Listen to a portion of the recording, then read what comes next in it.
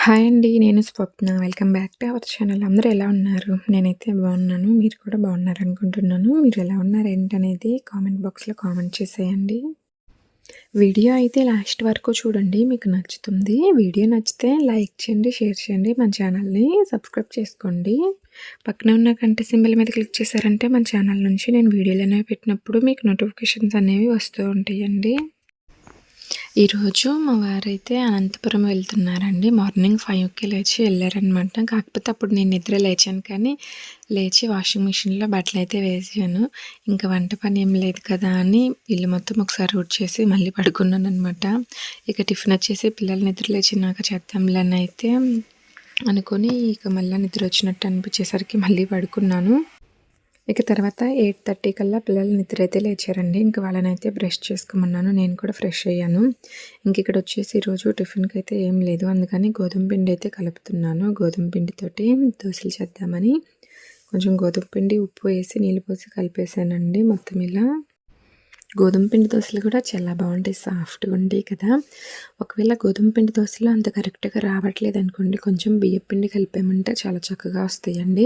ఒక్కొక్కసారి గోధుమ పిండి దోశలు దోశపెనానికి అతుక్కొని పోతూ ఉంటాయి కదా. అలాంటప్పుడు మనం దోశపిండిలో గోధుమ పిండితో పోసుకునేటప్పుడు దోశపిండి మనం మామూలుగా కలుపుకునేటప్పుడు కొంచెం బియ్యం పిండి వేసి కలుపుకున్నామంటే గోధుమ పిండి దోశలు చాలా చక్కగా వస్తాయి. నేనైతే అలానే చేశానండి. మామూలుగా గోధుమ పిండితో కలిపి పోస్తుంటే దోసపెనానికి అంటుకుంటుందనమాట. అందుకని కొంచెం బియ్యం పిండి కలిపేసి ఇంకా గోధుమ పిండి దోశలు అయితే పోసాను. చాలా చక్కగా వచ్చినాయి. టేస్ట్ కూడా బాగుందండి బియ్యం పిండి కలపటం వల్ల. అక్కడైతే దోశలు పోసి పక్కనైతే పెట్టేశాను. ఇంకా ఇక్కడ మిషన్లో బట్టలేసాను కదా, అవైతే అయిపోయినాయి అనమాట. ఇంక ఇప్పుడు వాటిని అయితే తీస్తున్నాను ఆరేద్దామని. మేమొచ్చిందైతే మొన్న కదండీ! మా వారు నిన్న ఒక్కరోజు ఉన్నారనమాట. ఇంక ఈరోజు మళ్ళా వెళ్ళాల్సొచ్చింది. వెళ్ళమన్నారంట. కాకపోతే మేము కూడా అమ్మ వాళ్ళ ఇంటి దగ్గర ఉందామనుకున్నాం. కానీ ఇక ఇంటికొచ్చి మళ్ళీ పనులన్నీ ఉంటాయి కదా! మళ్ళా స్కూలు స్టార్ట్ చేస్తే ఇక పిల్లలతో అసలు కుదరదు. వాళ్ళని తీసుకురాను, మళ్ళీ తీసి వదిలిపెట్టినవే సరిపోతుంది. లంచ్‌కి కూడా తీసుకొని రావాలి కదా! ఇంక ఈ పనులతోటి మళ్ళా కుదురుతుందో కుదరదో అని ఇంకా మేము కూడా వచ్చేసామనమాట. ఇక ఉందామనుకున్నాము. ఇంకా కొంచెం టైం ఉంది కదా, ఒక వారము అమ్మ వాళ్ళ ఇంటి దగ్గర ఉందామనుకొని మళ్ళీ ఇంక ఈ పనులన్నీ చేసుకునేసరికి టైం సరిపోతుందిలే అని ఇంకా మేమైతే వచ్చేసామన్నమాట. నిన్నంతా చూశారు కదా ఎంత పని ఉందో. నిన్నటి వీడియో ఎవరైనా చూడకపోతే ఒకసారి చూడండి. ఆ వ్లాగు బాగుంటుంది. ఊరి నుంచి వచ్చిన కానుంచి క్లీనింగ్ పనులు ఎక్కువగా ఉన్నాయన్నమాట. ఇల్లంతా ఎక్కువ డస్ట్గా అయిపోయింది. ఇంకో ఈ స్టాండ్ కూడా ఒకసారి మొత్తం తోమేస్తున్నానండి. ఇది కూడా తోమేసి ఇందులో ఉన్న సామాన్లు మొత్తం కూడా షింక్లో అయితే వేసేసాను. ఇంకా కొన్ని సెల్ఫ్లో ఉన్న సామాన్ కూడా షింక్లో వేసానండి. అవి ఎందుకో జిడ్డు జిడ్డుగా ఉన్నాయి అన్నమాట. అందుకని ఇంక వాటిని కూడా మొత్తం ఒకసారి తోమేద్దామని ఇలా అయితే షింక్లో వేసి ఫస్ట్ ఈ స్టాండ్ అయితే తోమేసి కడిగేస్తున్నాను. ఎందుకంటే ఈ స్టాండ్ కూడా కొంచెం డస్ట్ కట్టుకొని మొత్తం దువ్వగా ఉందన్నమాట. అందుకని స్టాండ్ కడిగేస్తే సరిపోతుందిలే అని తోమేస్తున్నాను. కాకపోతే కడిగేస్తాను కానీ తుడవను అనమాట. ఎందుకంటే మళ్ళీ వెంటనే ఈ సామాన్లు తోమినవన్నీ ఇందులో వేయాలి కదా. ఇది తుడిచి ఆరిందాక ఉంచేసి వేసామంటే అప్పుడు ఎట్లయినా మళ్ళీ తడుస్తుంది. అందుకని దీన్ని అయితే నేను ఎక్కువ తుడవను. కడిగేసి ఇక తోమిన సామాన్లన్నీ ఇందులో అయితే వేస్తుంటాను. ఇప్పుడైతే ఈ గిన్నెలన్నీ తోముతున్నాను ఫస్ట్. ఇక దోశలు అయితే తిన్నామండి. దోశల్లోకి ఈరోజు వచ్చేసి నేను చట్నీ అయితే ఏం చేయలేదన్నమాట. వెల్లుల్లి కారం ఉంది కదా, వెల్లుల్లి కారం అయితే వేసుకొని తిన్నాను. పిల్లలైతే కొంచెం పంచదార అయితే వేసానమాట. పంచదార అయితే ఏమన్నారు అందుకనేసాను. ఇక మా పాప మాత్రం కారమే కావాలంటుంది. కారం వేసి నెయ్యి వేసి అయితే ఇచ్చేసాను. కొంచెం పంచదార, కొంచెం కారం, నెయ్యి వేసి ఇచ్చానండి తింటారని. ఇంకా నేనైతే ఇక్కడ ఈ గిన్నెలు అయితే తోమేస్తున్నాను తిన్న తర్వాత. నాకు ఇంకా ఇంకొక రోజు పట్టేటట్టు ఉందండి. రేపంతా కూడా ఈ క్లీనింగ్ పనులతోనే సరిపోయేటట్టుంది. నిన్నంతా ఈ పనులే చేశాను. మళ్ళీ ఈరోజు కూడా ఇవన్నీ తోమేసి ఇలా స్టాండ్లో అయితే పెట్టేశాను. ఇక్కడ ఇదిగో ఈ స్టాండ్ ఉంది కదా, ఇవి కూడా మొత్తం దువ్వగా ఉన్నాయండి. డస్ట్ బాగా పట్టిందనమాట. అందుకని వీటిని కూడా అన్నిటిని తీసేసి ఇది కూడా క్లీన్ చేయాలనుకుంటున్నాను. ఇక్కడ పైన ఇవి కప్స్ ఉన్నాయండి. ఇంకా అదిగాక పింగానివి అలాగే గాజువి ఉన్నాయి అన్నమాట. ఇవి పగులుతుంటాయి కదా, అందుకని జాగ్రత్తగా తీయాలి.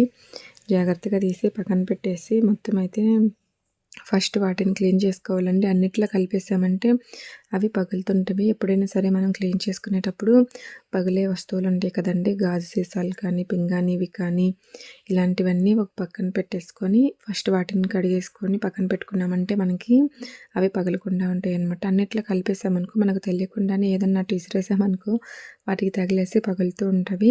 నేను అందుకేనండి ఎక్కువ గాజు సీసాలు కానీ, పింగాణీవి కానీ ఇలాంటివైతే కొనననమాట. ఈ కప్స్ అయితే అనుకోకుండా అప్పుడు తీసుకున్నాను కానీ యూజ్ చేసేది ఏం లేదండి. తీసుకొని మొత్తం అలా పెట్టేసి ఉంచుతున్నాను. చాలా తక్కువనమాట. మా వారికి స్టీల్ గ్లాస్‌లోనే కలిపిచ్చేస్తాను టీ వచ్చేసి. ఇవి కప్స్ వచ్చేసి ఎందుకు తీసుకున్నానా అనిపిస్తూ ఉంటదనమాట. ఒక్కొక్కసారి ఏదో చూడటానికి అలా ఉంటాయన్నమాట అంతే. ఎప్పుడన్నా ఎవరన్నా వచ్చినప్పుడు ఇవ్వటానికి బావుంటాయని అయితే తీసి పెట్టుకున్నాను. కాకపోతే చాలా తక్కువ అనమాట వాటిని యూజ్ చేసేది. ఇగో ఈ స్టాండ్‌లో ఉన్న సామాన్లు మొత్తం నేనైతే షింక్ దగ్గర అయితే పెట్టేస్తున్నాను. ఫస్ట్ అయితే ఈ స్టాండ్‌ని కూడా తీసేసి క్లీన్ చేయాలండి. ఇలాంటి స్టాండ్ ఒకటి ఉండటం వల్ల చాలా సామాన్ల వరకు ఇందులోనే ఉంటాయండి. మనం రెగ్యులర్‌గా యూజ్ చేసుకునేవి ప్లేట్స్ కానీ, పాల గిన్నెలు కానీ, ఇంకా చాలా వరకు మిక్సీ గిన్నెలు అన్నీ దీనిపైనే పెట్టేసుకోవచ్చు. చాలా ప్లేస్ కలిసొస్తుందనమాట. ఒకసారి మనం రెంట్‌కుంటున్నాం కాబట్టి ఏదైనా ఇల్లు చేంజ్ అయినప్పుడు కొన్ని ఇల్లులైతే కిచెన్ చాలా చిన్నగా ఉంటుంది కదా! అలాంటప్పుడు ఈ స్టాండ్‌ని పెట్టుకుంటే ఈ స్టాండ్ మీదే చాలా సామాన్ల వరకు పడతాయన్నమాట.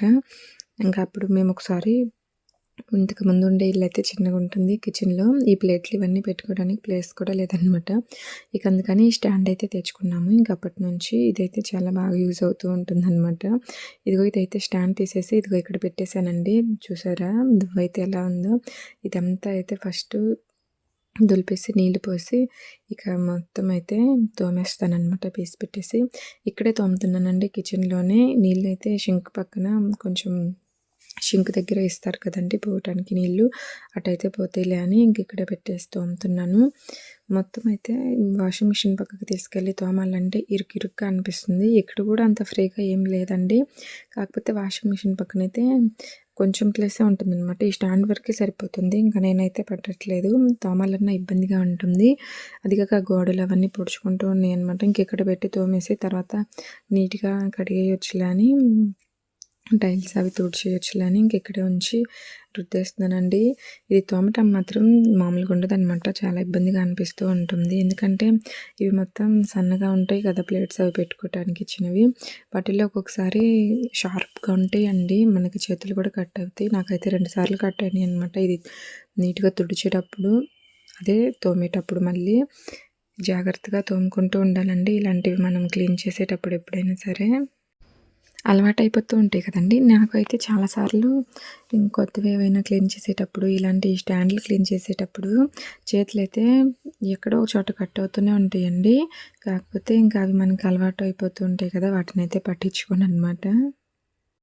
నేను చిన్నగా ఉన్నప్పుడు ఫిఫ్తో, సిక్స్తో చదివేటప్పుడు ఒకరోజు సండే మా చేను కోత అనమాట. వరి కోత తెలుసు కదా! అదైతే కోస్తున్నారు అమ్మ వాళ్ళు. అంటే అమ్మ వాళ్ళు ఎలా అంటే బదులోళ్ళు వెళ్తారు కదండీ! మనం ఒకళ్ళకి వెళ్తే వాళ్ళు మనకి వస్తారనమాట. బదులు కోత అంటారు వాటిని. ఆ కోతలు వేసేటప్పుడు నన్ను కూడా తీసుకెళ్ళిందనమాట. అంటే నాతో పాటు మా తమ్ముడు కూడా వచ్చారులెండి. ఇద్దరమైతే వెళ్ళాము. ఇక నాకైతే అప్పుడు అసలకి కొయ్యటం అనేది రాదు. కాకపోతే మెత్తమప్పు కోసి పెడితే తీసుకెళ్ళటానికైతే రమ్మంది.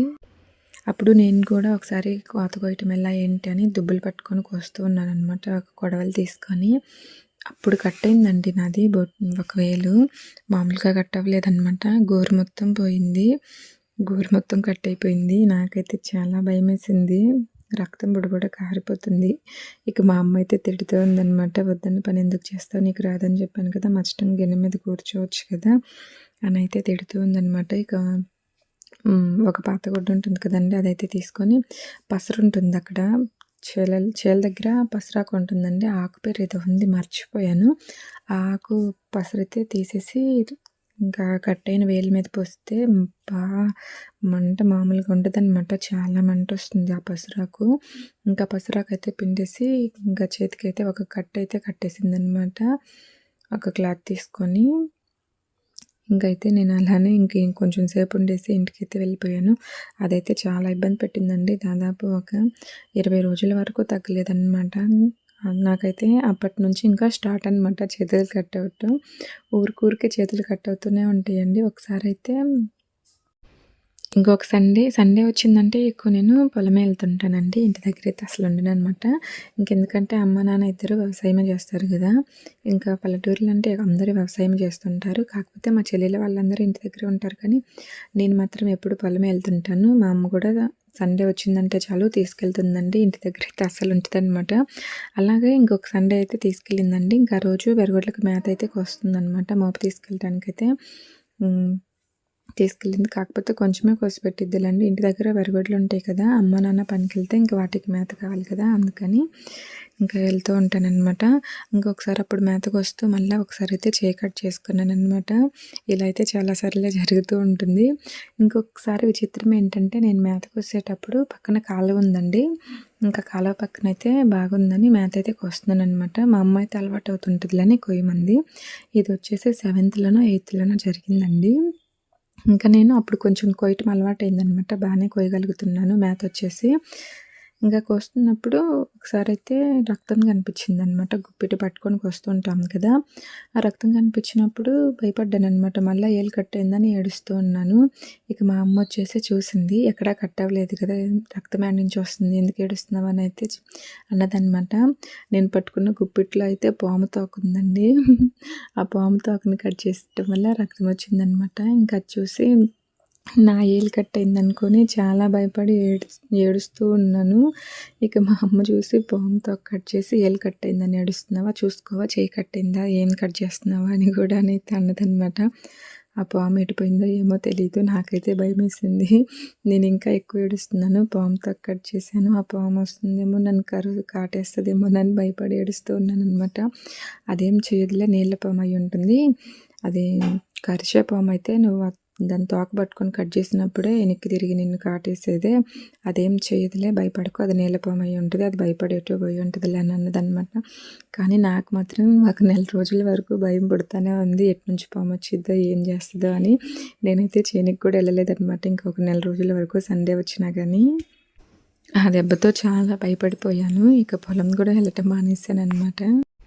మా అమ్మ అయితే పాము తాకు కట్టిందో, ఏలు కట్టిందో కూడా తెలియకుండా ఏడుస్తూ ఉన్నావా అనైతే అన్నది. నేను నిజంగా నా ఏలు కట్టింది అనుకుని ఆ రక్తం చూడగానే ఏడుపైతే స్టార్ట్ చేశాననమాట. పాము తాకు కట్టిందని అస్సలు అనుకోలేదు.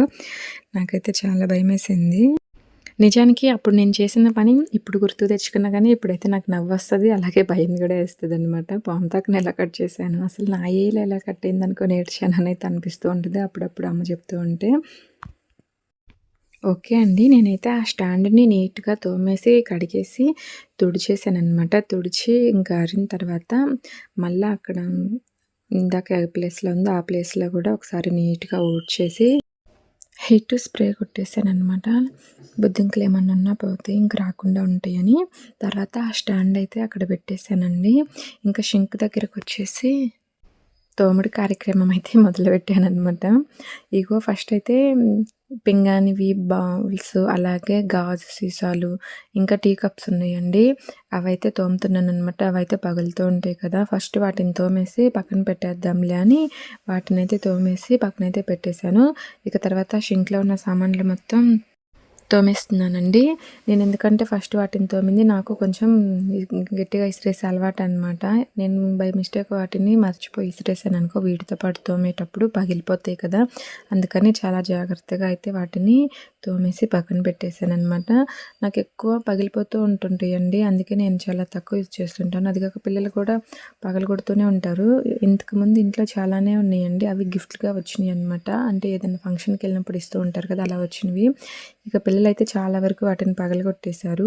ఇక అందుకని నేను ఎక్కువ వాటినైతే కొనననమాట. వాటిని పగలగొడుతున్నారు కదా! ఇంక మళ్ళీ కొంటే అవి అసలు ఉంచుతారా? అదిగాక మనం ఇలా అద్దెలలో ఉండేటప్పుడు ఇల్లు షిఫ్ట్ అవుతూ ఉంటాం కదా ఒక్కొక్కసారి. అలాంటప్పుడు కూడా వాటిని చాలా జాగ్రత్తగా తీసుకెళ్ళాలి. అలాంటి సమయంలో కూడా మనం ఇల్లు మారేటప్పుడు ఏదన్నా మిస్టేక్ చేసామంటే అవి కూడా పగిలిపోతూ ఉంటాయి అలాంటప్పుడు కూడా.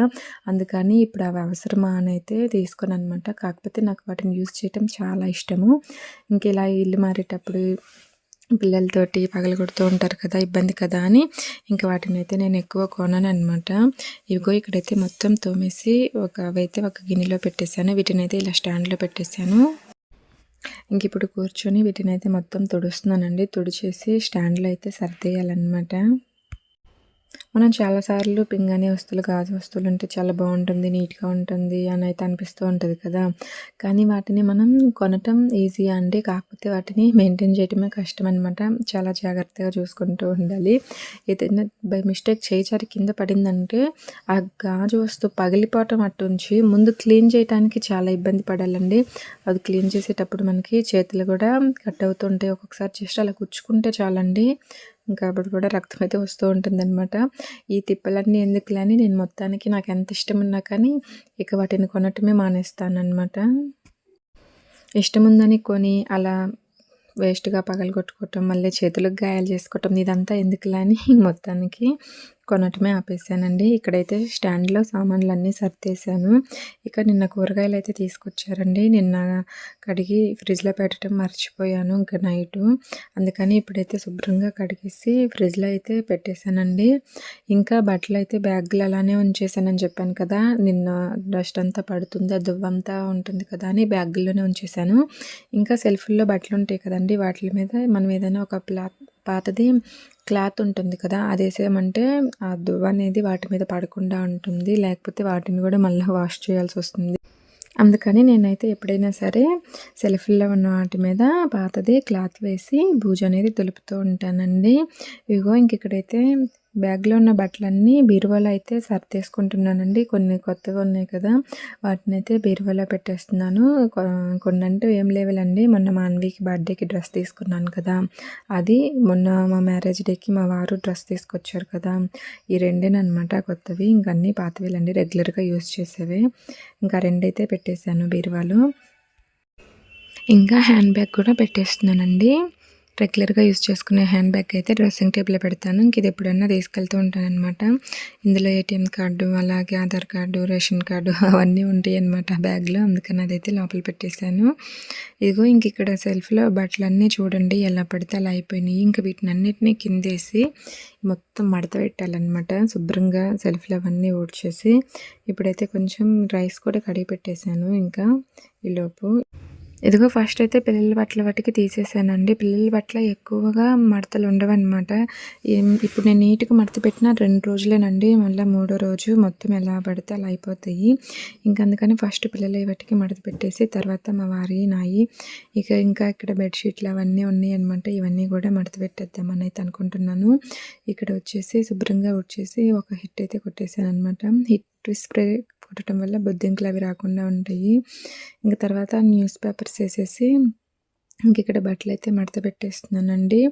మా పిల్లలకి కొన్నైతే చాలా వరకు బట్టలు పైకి పోయినాయి అనమాట. వాటినైతే తీసి పక్కన పెట్టేశాను. ఇక పనికొచ్చే వాటికే మడత పెట్టేశాను. మా బుడ్డోడికైతే చాలా షర్ట్లు అయితే పైకి పోయినాయండి. సరిపోవట్లేదనమాట, చిన్నగా అవుతున్నాయి. ఇంకా అవైతే సగం వరకు మడత పెట్టేసి వచ్చేసానండి. పిల్లలు ఆకలిన్నారు. ఇక అందుకని వాళ్ళకి పెరుగన్నం అయితే తినిపించేశాను. ఇంకా ఇక్కడ వచ్చేసి నేను ఈరోజు ఇక కర్రీ కూడా ఏం చేయలేదండి. ఇక్కడ వచ్చేసి పచ్చళ్ళు ఇవన్నీ ఇలానే ఉంచేసాననమాట. వీటిని కూడా ఇంక ఇప్పుడైతే సర్దేస్తున్నాను. ఇక నిన్న అయితే ఏం తీయలేదండి. అందుకని ఈరోజు సర్దుతున్నాను.